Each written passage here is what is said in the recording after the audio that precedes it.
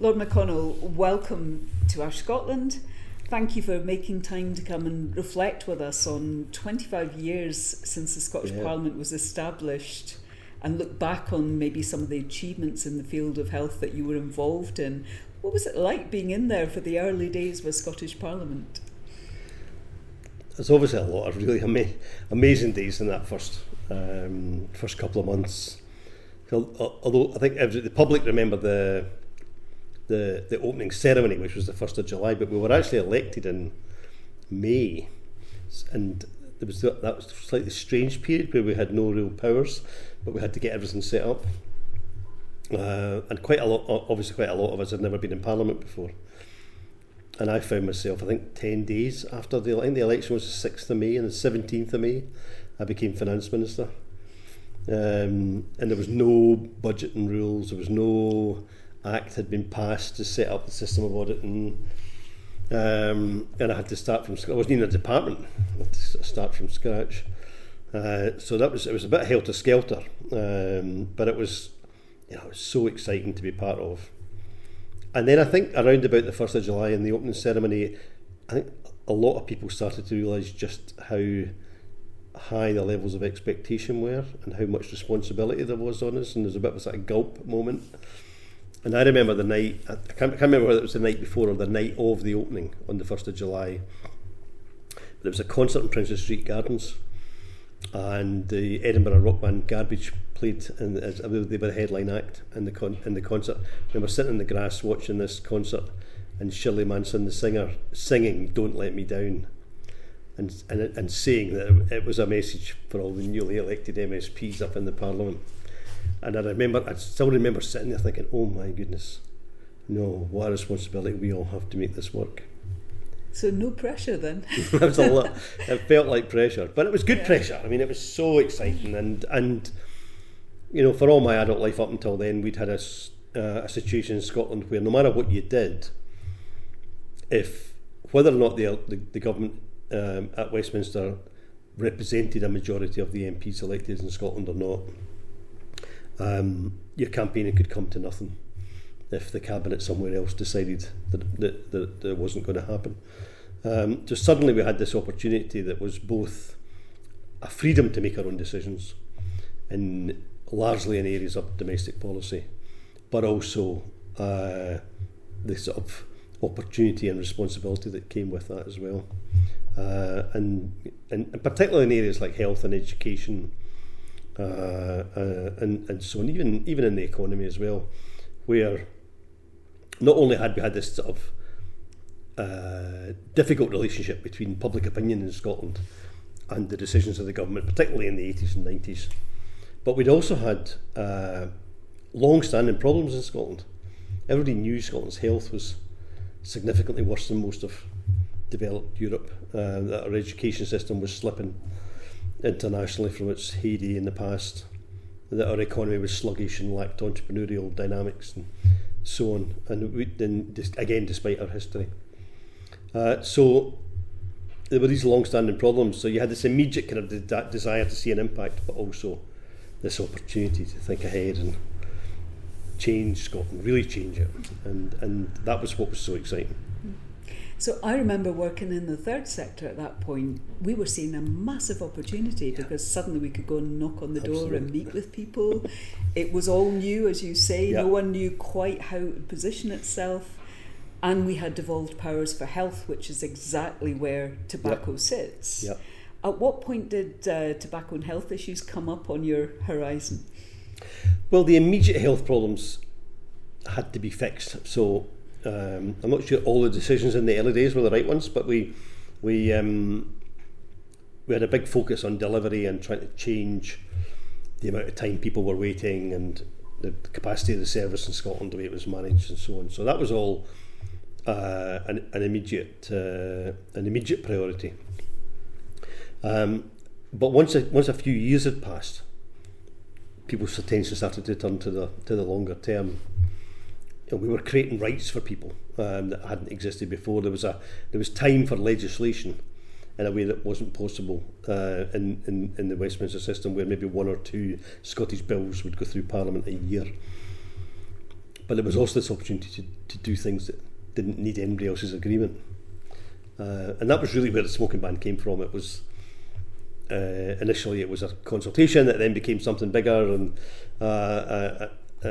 resulted in the incredible outcome. But it was one of those early opportunities to say, we don't need to wait for anybody else here. We can do this ourselves, and we did. So I'd like to take you back to the early days of that debate, because for me it was a 6-year campaign that started with a stack of evidence and a very negative response from the media and the public. Were you aware of that sort of doubts and challenge and negative response? I was aware of the public response and the media scepticism. Personally, I shared a lot of it. The manifestos for the 2003 election, I don't think our manifesto said anything very much, really. But the Liberal Democrats had included a commitment to a consultation on expanding smoke-free areas. So we embarked on that consultation. At that point, I was saying to people, just be cautious here, don't raise expectations too much, because this is probably a step too far if we go all the way. But the consultation really worked. It was a real opportunity to get the views of the next generation, to widen the debate beyond the loudest voices, to speak to those in Scotland who didn't shout all the time but had their own opinions about their family life and their kids. Speak to the young people. It was the young people themselves. I remember going through a file of responses from youth groups and young people, and every single one wanted new restrictions, and it just became clear that was where the future lay.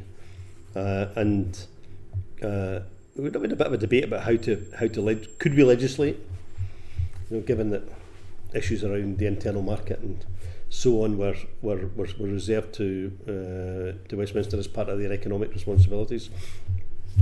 So could we find a way of making this fall within health?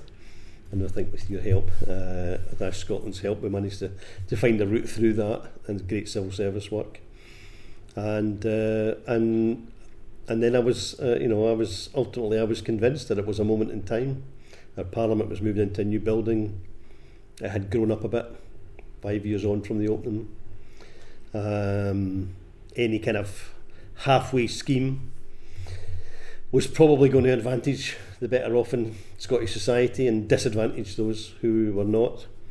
I remember Tom McCabe, the then Health Minister, late Tom McCabe, who was our most powerful voice on this, and ultimately persuaded everybody, including me. But I remember Tom saying to me, if you go for a partial ban, then people will not be smoking in public places in the West End of Glasgow within 5 years, but they'll still be smoking in the East End of Glasgow in 10 years' time. So you have to deal with this. It's not fair or equal to just have a partial ban, because it's only going to benefit part of the population, and that's just whether we like it or not, it's a harsh reality. And it's time for you to step up and be brave. He said, be brave. And I took another gulp 5 years on, and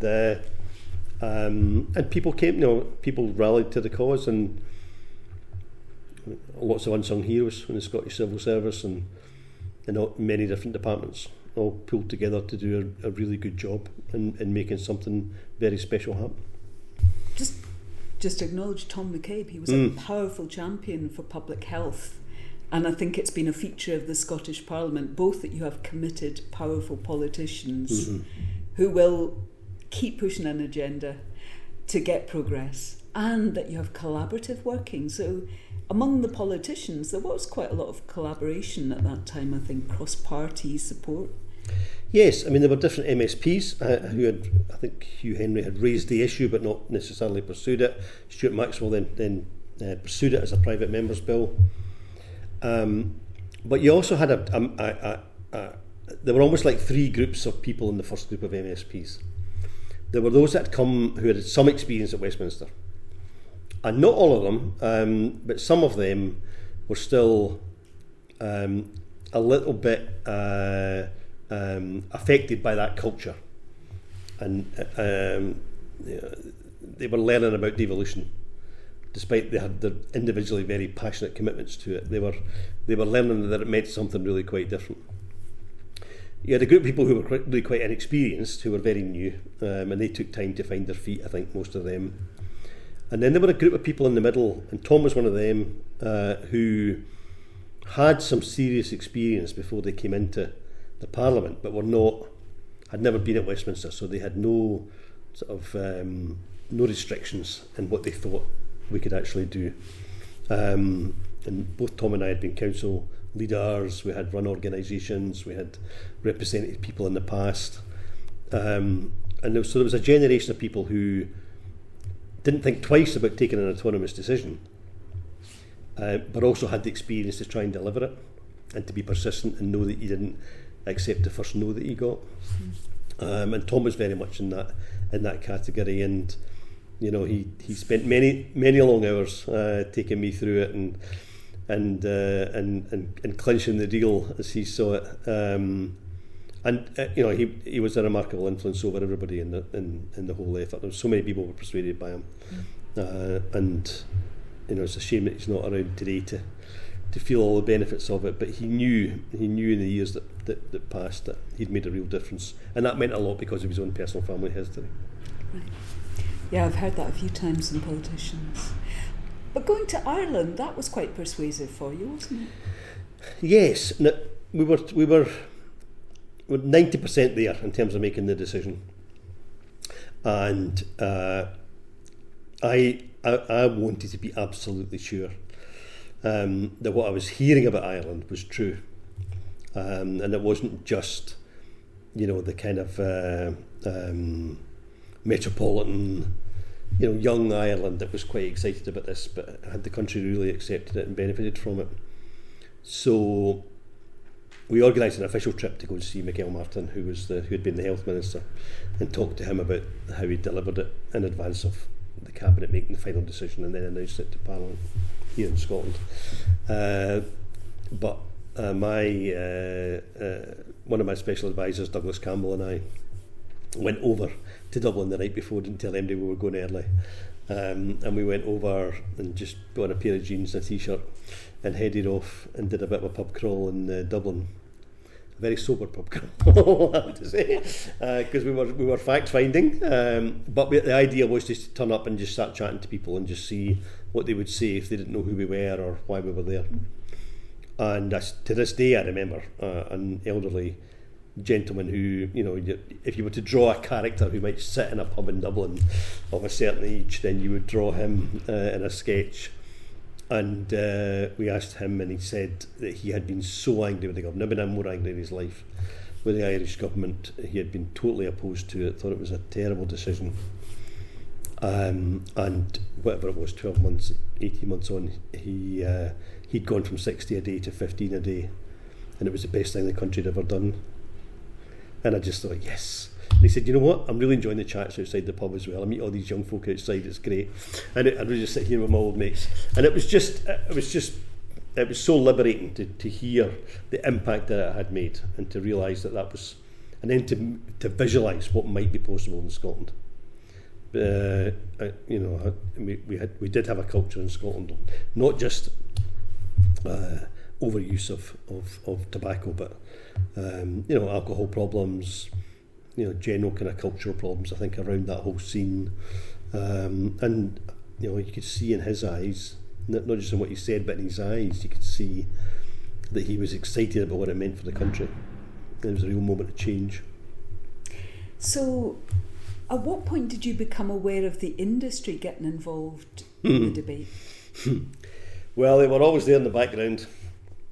They tried various dirty tactics during the consultation. They were at it even then. And then it just got worse and worse. They employed some real Rottweilers, former journalists, to pursue as a PR agency that had no scruples at all. And they became increasingly vocal, but I think they also became very shrill. You know, I think to me they pitched it wrong. I think if they'd been a little bit more moderate in what they said, and they had, you know, perhaps reflected the concerns of different kinds of people, and tried to be a little bit more persuasive, they might have caused us some difficulties. But actually it became a head-to-head battle, and when you get in a head-to-head battle, then you don't have any choice really as a government apart from to win. I was happy to take them on. It was relentless. I mean, they had a big billboard campaign at one point, talking about stubbing me out, I think, or something like that. And my photographs were everywhere, and they were trying to wind people up. But actually, I do think they went too far, and I think it was so obvious that the campaigns were being funded by the industry. They hadn't pitched it in terms of individual freedom or moderation or step by step or something like that. It was clear they were exaggerating the economic impact because they had an economic interest, and we were, I think, on the other side. We had listened to people's concerns, so we set up a grant fund for hospitality places to make some adjustments outside to create outside areas. It wasn't a lot of money, but it was an indication that we'd understood and we cared. We were running campaigns. We were not trying to get political capital from it. All these decisions that we made about the tactics of persuasion and implementation, Andy Kerr's ruthless the devotion in Parliament to making sure there were no exceptions, but explaining to people this was how you made it work. That it might be there might be an obvious case for some exceptions, but to be absolutely clear, this was how you made a piece of legislation this difficult actually work in practice. Bringing Police Scotland into it and engaging with those that were going to have to enforce it, the local authority, environmental officers, and so on. So I think the two approaches really told us quite a lot about how to make something happen. That, although we were doing something that was very radical, we used quite moderate language. We brought people together. We included them in the decision making, and then particularly in the implementation. We acknowledged concerns and tried to act on them. And then on the other side, they were just becoming increasingly kind of shrill and exaggerated and over the top in their arguments. And I think people could see it was just self-interest, profit. Mm. And I think it was one of the real strengths of Scotland's legislation. We said where we make exemptions, they'll be on humanitarian grounds, not commercial grounds. Yep. So it was very clear this was for the good of the health of the people of Scotland. Absolutely. Very consistent. And then there was a really comprehensive monitoring research programme to see what actually happened, as opposed to all the claims. Well, that was really important. This was partly about the culture of Scotland, and it was partly about creating a piece of legislation that was workable and understandable for people. But it was also about dealing with that very immediate problem of the level of heart disease and related diseases in Scotland, which was a historical issue that our country had faced for a very long time, and in which we were worse than not just the rest of the UK, but most of Europe. And having the evidence to show that worked was good for people's confidence and maintaining confidence in the law and seeing it implemented. But it was also important for that wider effort to persuade people that you could change Scotland's health, and that certain measures done in the right way could make a really big difference. And of course, it did very quickly. You could see the significant difference it was making to the health stats, and that, I think, emboldened people in other areas in a way that was quite healthy. So would you say, during your time as First Minister, is that one of the things that you're proud of achieving? Yes, it's the legislation that I'm most proud of. Partly because of the way it was devised, I suppose maybe partly because I was persuaded, but also because of the way it was implemented. I think we see in politics, modern politics maybe in particular, we see a lot of announcements, a lot of even legislation being passed or promised, but nobody thinking enough about the delivery, and it not being seen through.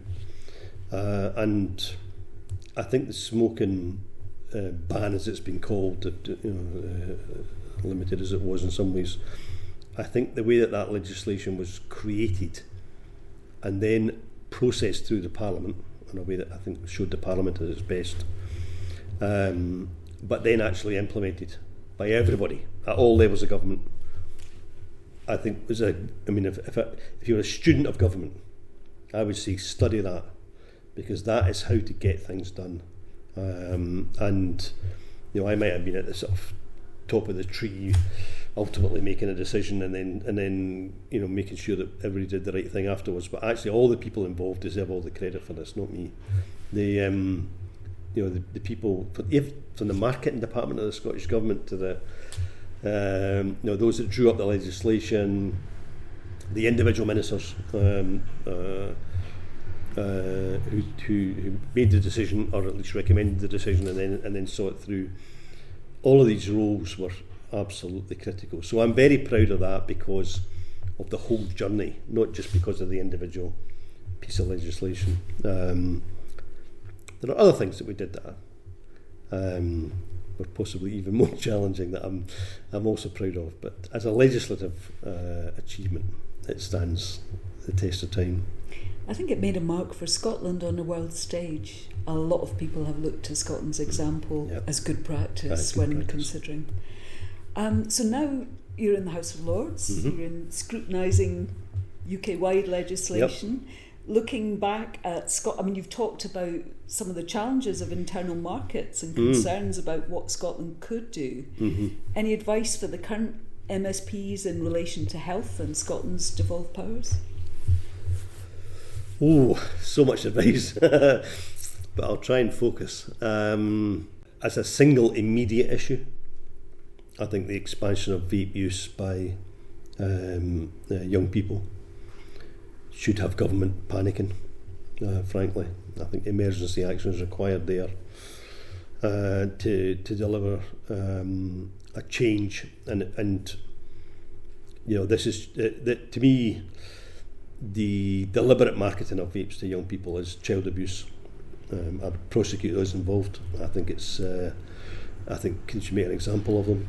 They know exactly what they're doing, and I feel very strongly about it. But I think we need to create a wider environment where it just it's not possible to buy, and if possible, let's at least limit the use of those. Well, Ash Scotland's been an incredible organisation over the years, and some of the people involved in the early years here, inspirational figures for public health campaigning, good examples for young politicians to look at in terms of how people can dedicate themselves to a cause and make an impact, but also consistently in the years of devolution as an organisation, being there advising, informing, briefing, and listening, I think, which I think is also very, very, very healthy. And I hope that we're maybe starting to see the creation of a new politics where more politicians are listening and thinking about what they can do, both with the powers they have but also with the influence that they have. I think we've had far too long now in Scotland and elsewhere in the UK, where we've had people governing in order to combat the opposition, to hang on to their own supporters. It's all been about the politics, and not enough has been about the impact. And I think we've also, through that, I think we've seen people losing their confidence in having a bit of a vision. And that 99 Parliament had a lot of people in it who had spent a long time campaigning to create the Parliament. They were there in every party. Even the Tories, who were dead against the Parliament at that time, there were people who made David McLetchie, who was a Tory leader at the time. He was a devolutionist. He always had been. He supported the party line through the referendum, but never lost his belief in actually having a devolved legislature in Scotland. And I think all these people in different parties had ideas for what they wanted to do with the powers once they got them, and we also wanted to influence how powers were used elsewhere. And I think it would be great to see a return to that, to see people thinking about, not just being in a parliament, not just winning elections or beating the opposition, but actually thinking about what you do when you're there. and how you use that public position both to bring people with you, to just reflect public opinion, but persuade people and persuade others at other levels of government to work collaboratively and use their powers to support what you're doing. And it would be an amazing decade ahead if we can return to some of that, I think. Inspirational.